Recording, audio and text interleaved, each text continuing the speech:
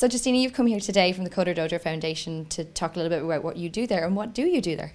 So I'm the development lead with the CoderDojo Foundation. I've been there for 2.5 years, and although my role varies quite a lot on a day-to-day basis, overall what it means is that I work with our global partners, funders and alliance members, and I cultivate and build these relationships.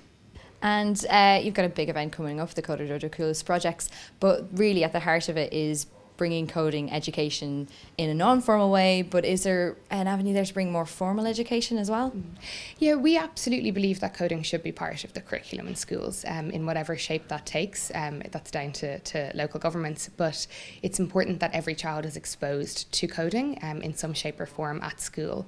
It's like you might learn football in your PE class in school, and if you've got a real interest for it, you're going to go join a football club, and that's what CoderDojo is. It's fun, it's social, it's informal learning. There's no curriculum. It's about kids learning what they want to learn and building what they want to learn. So it's entirely different to a school environment. And you've been involved in dojos yourself here in the city centre? Yes, so I, along with the team at the foundation, we set up the Docklands Dojo, which runs in the CHQ building, and we have children from all around the local area, Sheriff Street, coming every Wednesday. That's great. And how did you get involved? How did you start working with the CoderDojo Foundation? So I just moved back to Dublin after doing a master's over in London, and I was working with Dogpatch Labs, which was a new co-working space at the time, and James was actually based out of Dogpatch Labs, and he was half working on CoderDojo, half doing his own startup. And it was around that time that he was also beginning to gain a lot of traction in the social entrepreneurship world. So he got through to the finals of the Social Entrepreneurs Ireland Impact Award. He was going through the process to become an Ashoka Fellow, and he basically approached me that summer. CoderDojo had been around for less than a year and said, I'm going to set up a foundation, would you like to join me? And I just said yes. It was an amazing opportunity. It got to merge, my love of working for a social enterprise in the social entrepreneurship field, but also working with lots of corporates and children.